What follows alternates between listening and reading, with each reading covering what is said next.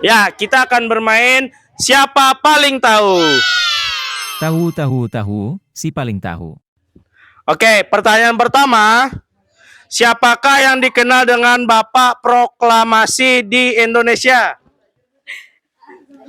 Soekarno-Hatta. Iya. Dat komt omdat jullie, neem me niet kwalijk dit woord jullie, dat is vriendschap ja. Dat komt omdat jullie een verkeerd begrip hebben. Pria gagah kelahiran Surabaya 6 Juni 1901 ini menjabat sebagai Presiden Indonesia paling lama. Presiden pertama Republik Indonesia ini menjabat pada periode 1945 hingga 1967. Melansir Wikipedia, Insinyur Soekarno menjadi seorang tokoh perjuangan yang memainkan peranan penting dalam memerdekakan bangsa Indonesia dari penjajahan Belanda dan Jepang.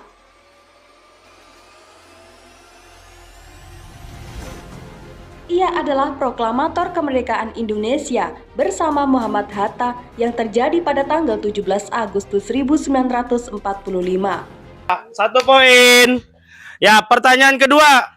Tetap di sini ya, Mbak. Apa yang dimaksud dengan antonim? Antonim. Gak tahu. Apa yang dimaksud dengan antonim? Gak tahu. Tidak tahu. Persamaan kata. Bukan? Persamaan kata. Salah? Perlawanan kata.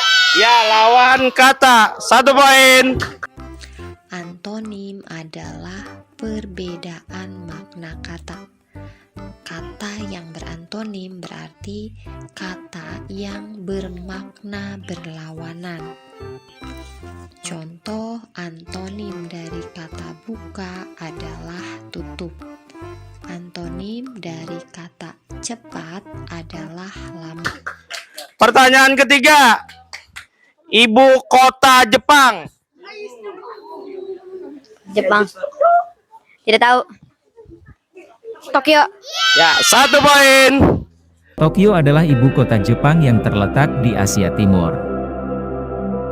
Dijuluki sebagai kota metropolitan terpadat di dunia dengan jumlah penduduk yang selalu meningkat setiap tahunnya, Tokyo sangat populer di kalangan warga negara asing. Kota ini memiliki sejarah yang panjang, berawal dari sebuah desa kecil bernama Edo pada abad ke-15 hingga menjadi ibu kota Jepang pada tahun 1868 setelah restorasi Meiji. Pertanyaan keempat. Apa angka genap pertama? 2. Ya, 2 poin.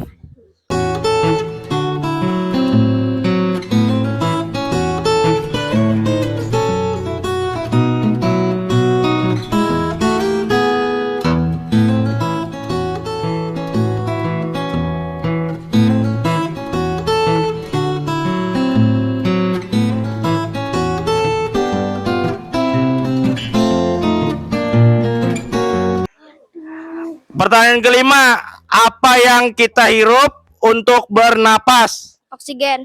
Ya, 3 poin. Ya, tanpa oksigen, langit siang hari itu bakal jadi gelap banget. Ya, itu tuh bisa gitu karena simpelnya bayangin oksigen itu ternyata kayak bola disco yang ikut berfungsi nyebarin cahaya matahari. Tanpanya, langit nggak akan biru lagi. Terus, kalau semua atom oksigen hilang, lapisan pelindung satu ini juga bakalan pamit. Dan kalau nggak ada perisai ini, sinar matahari yang masuk juga nggak bakal tersaring. Alhasil, kejadian ini bisa bikin kulit kita kebakar, mata kita rusak, dan nimbulin ancaman kanker yang sangat bahaya. Pertanyaan keenam, apa itu toleransi? Tidak tahu. Apa itu toleransi? Saling tolong menolong. Bukan.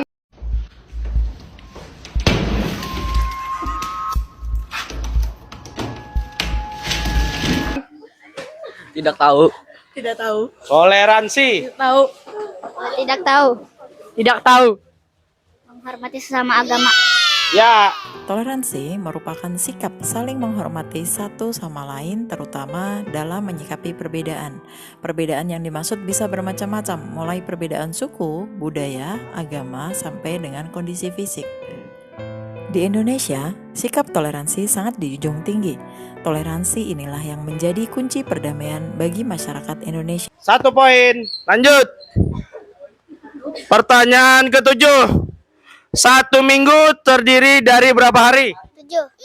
Ya. 2 poin. 1 minggu sama dengan 7 hari, 1 bulan sama dengan 30 hari, 1 bulan sama dengan 4 minggu, dan 1 tahun sama dengan 12 bulan. Lanjut, pertanyaan ke-8. Presiden keempat Indonesia. Nggak tahu. Nggak tahu. Presiden tahu. keempat. Nggak tahu. Lanjut, naik. Nggak tahu. Lanjut, Nggak tahu. lanjut. Nggak tahu. Lupa. Presiden keempat. Megawati. Salah. Nggak tahu. Presiden keempat. Megawati. Salah. Gus Dur. Ya, 1 poin. 1 poin kan? Ya, 1 poin. Keyakinan bahwa kezaliman harus ditumpas, Gus Dur berjuang selama puluhan tahun menegakkan demokrasi di negara ini. Berbagai intimidasi sampai ancaman pembunuhan dihadapi Gus Dur dengan ketenangan dan kecerdikan.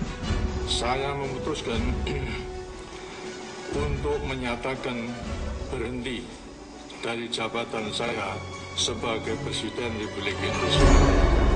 Terhitung sejak saya bacakan pernyataan ini pada hari ini, Kamis 21 Mei 1998. Keteguhan hati itu membuahkan hasil. MPR hasil pemilu tahun 1999 pertama kali dalam sejarah secara demokratis menetapkan Gus Dur, sang kiai intelektual dari NU, sebagai Presiden RI keempat. Untuk pertama kali, kaum santri bisa unjuk gigi. Ya, pertanyaan ke-9. Apa nama ibu kota dari Prancis? Paris. Ya, 2 poin. Kota Paris adalah kota terbesar di negara Prancis. Selain itu, Paris juga merupakan ibu kota untuk negara Prancis. Kota yang dijuluki sebagai City of Light ini sejak abad ke-17 sudah menjadi salah satu pusat utama keuangan, diplomasi, perdagangan, mode, sains, dan seni di Eropa. Diperkirakan jumlah penduduk Prancis pada tahun 2020 adalah sekitar 67.081.000 jiwa. Hal tersebut menjadikan negara ini sebagai negara terpadat ketiga di benua Eropa setelah Rusia dan Jerman. Dan ke pertanyaan ke-10. Apa nama benua terbesar di dunia? Benua Amerika. Salah. Asia. Ya, betul. 1 poin. Benua Asia dengan 30% luas daratan bumi dan 60% penduduk dunia menjadikan benua Asia sebagai benua terluas dan terpadat di planet ini. Benua Asia dibagi menjadi 6 wilayah, yaitu Asia Utara, Asia Timur, Asia Tenggara, Asia Tengah, Asia Selatan, dan Asia Barat. Pertanyaan 11. Hewan apa yang dikenal sebagai raja hutan? Singa. Ya, 3 poin. Sudah banyak yang tahu kalau ditanya siapa raja hutan, jawabannya biasanya singa. Itu yang kita pelajari dari kecil. Tapi, pernah nggak kamu mikir kenapa singa yang dipilih jadi raja hutan, bukan hewan lain? Biasanya hewan yang kuat yang bisa disebut raja. Kalau dibandingin sama singa, mungkin harimau yang lebih kuat. Jadi, kenapa bukan harimau yang jadi raja hutan? Kedua hewan ini memiliki kekuatan yang mengagumkan, namun dalam perbandingan antara singa dan harimau, harimau lebih besar dan dianggap lebih kuat karena memiliki cakar depan yang sangat kuat. Mereka mampu berdiri tegak dengan kaki belakangnya dan menggunakan kaki depannya dalam pertarungan. Singa, meskipun memiliki kekuatan, tidak sebanding dengan kekuatan cakar harimau. Namun, kehidupan sosial singa memberi mereka keunggulan dalam pertahanan diri karena mereka hidup dalam kelompok dan membela satu sama lain dari penyusup dengan bertarung bersama. Kendati demikian, penelitian menunjukkan bahwa harimau memiliki kekuatan fisik yang lebih besar daripada singa. Meskipun harimau merupakan pemburu soliter yang kuat, mereka tidak dapat mengatasi 2 atau lebih singa dalam pertarungan. Dan meskipun harimau mungkin merupakan kucing terbesar, mereka tidak dianggap sebagai raja karena kedudukan sosial singa yang unik. Singa memiliki sejumlah kemampuan yang membuatnya cocok sebagai raja. Selain kekuatan fisiknya, singa juga memegang peran kepemimpinan dalam kelompok. Mereka mengawasi urusan kelompok, termasuk pengambilan keputusan dan mengatur perburuan untuk memenuhi kebutuhan makanan mereka. Meskipun jarang pergi berburu sendiri, singa memberikan perintah kepada anggota kelompoknya, termasuk betina dan anak-anaknya untuk melakukan tugas tersebut. Sebagai pemimpin kelompok, singa jantan berperan sebagai pelindung wilayahnya, mirip dengan tanggung jawab seorang raja yang harus memastikan keamanan dan perlindungan komunitasnya dari penyusup. Ini adalah tugas yang tidak dimiliki oleh harimau, yang hidup sebagai hewan soliter tanpa kebutuhan untuk melindungi atau berbagi tugas. Selain itu, pergantian pemimpin jika singa jantan tidak dapat melaksanakan tugasnya sangat mungkin terjadi. Hal ini menggarisbawahi perbedaan antara singa sebagai raja dengan harimau, yang jarang memiliki atribut-atribut kepemimpinan seperti singa. 12, pertanyaan 12. Kerajaan Kutai terletak di provinsi? Provinsi Kalsel. Salah. Lanjut. Nggak tahu. Tidak tahu. Jawa Barat. Bukan Jawa Barat. Tidak tahu. Kalimantan Timur. Ya, Kalimantan Timur. 1 poin. Kerajaan Kutai, kerajaan Hindu tertua di Indonesia.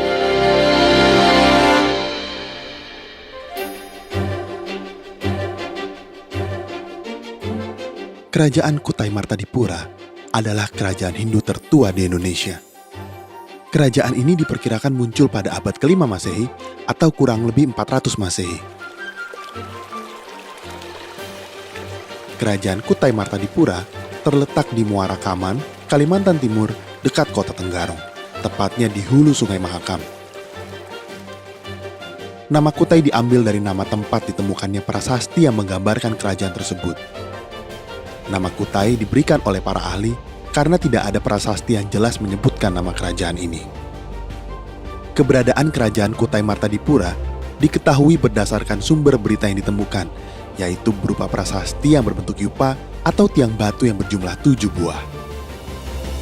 Adapun isi prasasti tersebut menyatakan bahwa raja pertama kerajaan Kutai Martadipura bernama Kudungga. Ia mempunyai seorang putra bernama Asmawarman yang disebut juga sebagai Wamsakerta atau pembentuk keluarga.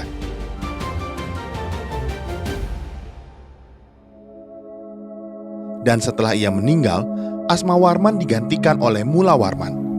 Penggunaan nama tersebut membuktikan bahwa telah masuknya pengaruh ajaran Hindu dalam kerajaan Kutai. Dan hal ini juga membuktikan bahwa Raja Kutai adalah orang asli Indonesia yang telah memeluk agama Hindu. Lanjut. Pertanyaan 13. Ada 5 burung. Dengarkan, ada 5 burung. Ditembak 1. Berapa burung yang tersisa? 3. Salah. 5. Salah. 4. Salah. 5 burung ditembak 1, sisa berapa? 4. Salah. 0. Salah. 5. Salah. 4. Salah. 4. Salah. 1. Ya betul, jawabannya 1 karena yang 4-nya Oke. 1 poin. Ada 5 burung di atas pohon. Ditembak 1 oleh pemburu. Aduh.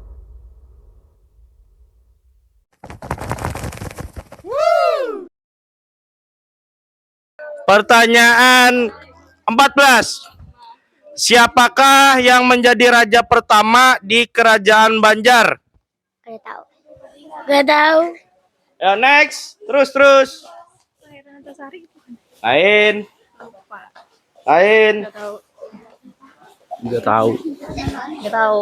Raja pertama di Kerajaan Banjar. Pangeran Antasari. Bukan. Kerajaan Banjar. Gak tahu. Ayo. Banjar. Ayo Banjar. Kerajaan Banjar. Nggak tahu. Sultan Suryansyah. Ya, 1 poin Sultan Suryansyah. Patih Masih yang merasa enggan membayar upeti ke Pangeran Tumenggung pun menawari Pangeran Samudra menjadi pemimpin di wilayah Pelabuhan Banjar. Tidak lama kemudian, Pangeran Samudra pun dilantik menjadi pemimpin di wilayah Pelabuhan Banjar. Patih Masih sangat mengerti bahwa Pangeran Samudra lah yang seharusnya mewarisi tahta Daha sebagaimana wasiat mendiang Pangeran Sukarama. Pangeran Samudra ternyata sangat cakap dalam kepemimpinannya. Pelabuhan Banjar pun berkembang semakin besar sebagai pusat perdagangan internasional di Kalimantan bagian selatan. Patih Masih berhasil meyakinkan Pangeran Samudra untuk menuntut haknya sebagai Raja Daha.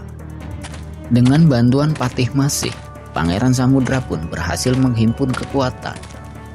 Pertempuran pasukan Pangeran Samudra melawan pasukan Daha berlangsung sengit hingga beberapa bulan, belum bisa dipastikan siapa pemenangnya. Melihat situasi pertempuran yang berjalan alot, Patih Masih menyarankan kepada Pangeran Samudra untuk meminta bantuan kepada Kesultanan Demak. Patih Masih memiliki hubungan yang baik dengan Kesultanan Demak. Pangeran Samudra pun meminta bantuan Demak. Sultan Trenggono, penguasa Demak ketika itu, menyanggupi bantuan militer dengan syarat Pangeran Samudra dan seluruh rakyatnya masuk Islam setelah berhasil memenangkan perang. Pangeran Samudra menerima syarat itu. Bala bantuan dari Demak pun berangkat ke Banjar. Tercatat ada 1000 prajurit dan seorang khatib yang dikirim Sultan Trenggono. Setelah berhasil memenangkan perang, Pangeran Samudra beserta kerabat dan seluruh rakyat Banjar pun masuk Islam. Kerajaan Daha diubah namanya menjadi Kesultanan Banjar. Pangeran Samudra memimpin Kesultanan Banjar dengan gelar Sultan Suryanullah. Pada awal berdirinya, Kesultanan Banjar meliputi seluruh bekas kerajaan Daha. Pelabuhan Banjar dijadikan sebagai pusat pemerintahan. Berdirinya Kesultanan Banjar menjadi awal penyebaran agama Islam di Pulau Kalimantan. Hubungan yang baik dengan kesultanan-kesultanan lainnya, terutama Demak, membuat hubungan perdagangan semakin meningkat. Pelabuhan Banjar menjadi pusat perdagangan di Pulau Kalimantan. Para pedagang datang ke Banjar untuk membeli lada hitam, emas, intan, rotan, hingga kulit hewan. Pada masa pemerintahan Sultan Suryanullah, banyak wilayah menyatakan takluk dan menjadi bawahan Kesultanan Banjar. Pada tahun 1546 Masehi, Sultan Suryanullah wafat. Tahta kesultanan pun diteruskan oleh putranya yang bergelar Sultan Rahmatullah bin Sultan Suryansyah. Hingga bertahun-tahun lamanya, meskipun mengalami beberapa kali pergantian sultan, situasi politik dan ekonomi Kesultanan Banjar relatif stabil. Istana berperan penting dalam penyebaran agama Islam sekaligus membangun kekuatan ekonomi. Kesultanan Banjar juga melahirkan ulama besar. Syekh Muhammad Arsyad Al-Banjari, ulama besar Kesultanan Banjar ini, namanya dikenal hingga ke seluruh Nusantara hingga sekarang. Ya, pertanyaan terakhir. Cerita Malin Kundang berasal dari provinsi? Aduh, tidak tahu. Dari provinsi Malin Kundang? Tidak tahu. Jawa Barat. Jawa Barat. Ayo, baratnya bujur. Sumatera Barat? Ya, betul. Berapa poin? 2. Ya. Seorang pemuda yang durhaka kepada ibunya dan dikutuk menjadi batu. Dikisahkan di sebuah perkampungan nelayan di daerah yang bernama Pantai Air Manis di Padang, Sumatera Barat. Terdapat seorang ibu separuh baya bernama Mande Rubaya. Mande Rubaya hidup bersama anak laki-lakinya yang diberi nama Malin Kundang. Suatu hari, saat Malin sudah menjadi pemuda dewasa, ia meminta izin kepada ibunya untuk pergi merantau ke kota. Karena saat itu sedang ada kapal besar merapat di Pantai Air Manis. Pada suatu hari, Mande Rubaya mendapat kabar dari nakoda yang dahulu membawa Malin ke tanah rantau. Ia berkata bahwa Malin Kundang kini sudah menjadi orang kaya dan menikah dengan seorang putri bangsawan. Namun tetap saja tatapan matanya tak dapat menyembunyikan dari hatinya yang pilu. Pulanglah anakku, ibu sudah semakin tua. Ibu takut tak sempat berpamitan denganmu. Ia sangat merindukan Malin Kundang, anak laki-laki yang telah lama pergi meninggalkannya sendiri. Pada suatu hari yang cerah, saat Mande Rubayah tengah termenung menatap kosong hamparan air di lautan, dari kejauhan tampak sebuah kapal yang megah dan indah berlayar menuju pantai. Ketika kapal itu mulai merapat, terlihat sepasang anak muda berdiri di anjungan. Pakaian mereka berkilauan terkena sinar matahari. Tampak wajah mereka yang tersenyum karena bahagia disambut meriah oleh penduduk desa. Mande Rubayah dengan tubuhnya yang renta turut berdesakan mendekati kapal yang telah berlabuh itu. Jantungnya berdebar saat melihat lelaki muda yang berada di kapal itu. Ia sangat yakin bahwa lelaki muda itu adalah anaknya, Malin Kundang. Baru saja pemuda itu turun dari kapal, Mande Rubayah langsung menghampiri dan memeluknya erat sebagai luapan kerinduannya yang kian mendalam. Pemuda tersebut yang ternyata benar adanya bahwa dia adalah Malin Kundang, terkejut karena dipeluk perempuan tua renta yang berpakaian compang-camping. Ia tak percaya bahwa perempuan itu adalah ibunya. Malin anakku, kau benar Malin Kundang anakku kan? Mengapa engkau tak pernah memberi kabar kepada ibu Malin? Ibu sangat merindukanmu nak. Belum sempat Malin berbicara, tak disangka dari belakang Malin Kundang, istrinya yang cantik itu meludah dan mencaci. Malin, siapa perempuan tua ini? Apa benar perempuan tua miskin ini ibumu? Dulu kau bilang kau anak bangsawan kaya raya. Bisa-bisanya kau bohongi aku. Seketika tubuh Malin lemas. Ia tak menyangka akan menghadapi situasi seperti itu. Tak rela kehilangan istri dan kekayaan yang ia perjuangkan selama ini, Malin Kundang sontak mendorong Mande Rubayah yang tak lain adalah ibu kandungnya hingga tersungkur di hadapannya. Dasar perempuan gila, aku bukan anakmu. Tak mungkin ibuku seperti kau. Tak usah kau mengaku-ngaku sebagai ibuku. Mentang-mentang aku sudah kaya raya, lalu dengan seenaknya kau menganggap aku anakmu. Hah! Malin Kundang, apa yang kau lakukan?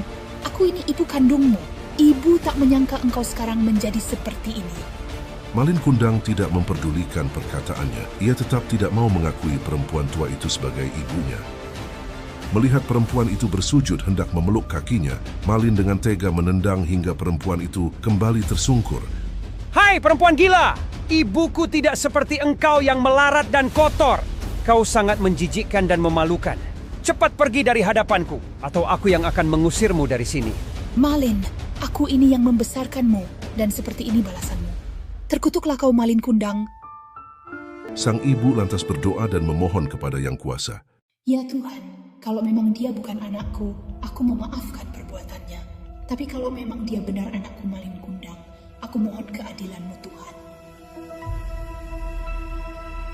Tak berselang lama, langit yang tadinya begitu cerah seketika berubah menjadi gelap diselimuti awan hitam. Hujan pun turun dengan lebatnya. Warga desa yang masih berkumpul menyaksikan kepergian kapal itu seketika berhamburan meninggalkan pantai. Badai besar tak dapat dihindari dan menghantam kapal megah yang dinaiki Malin Kundang. Malin yang masih diselimuti rasa dilema karena baru saja mengalami kejadian yang tak dia sangka dan sekarang harus menghadapi badai yang luar biasa. Ia menjadi sangat ketakutan. Ia lalu bersujud, memohon ampun atas perbuatan yang telah ia lakukan kepada ibunya. Ya Tuhan, maafkan atas kesalahanku. Aku tak bermaksud melukai hati ibuku.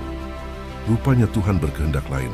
Tiba-tiba petir menyambar kapal itu dengan ganasnya. Saat itu juga kapal yang terlihat kokoh itu hancur berkeping-keping dan terbawa ombak hingga ke pantai. Keesokan hari saat matahari pagi muncul di ufuk timur. Di pinggir pantai terlihat kepingan kapal yang telah berubah menjadi batu. Di antara kepingan batu-batu tersebut, terlihat sebuah batu yang menyerupai tubuh manusia yang sedang bersujud. Warga desa meyakini bahwa batu tersebut adalah tubuh Malin Kundang yang telah dikutuk oleh ibu kandungnya sendiri atas kekuasaan yang maha kuasa.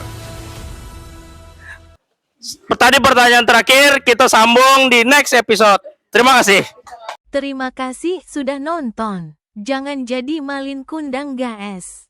Pilih pasangan hidup yang benar. Dan jangan lupakan orang tua. Jangan sekali-kali lupa sejarah.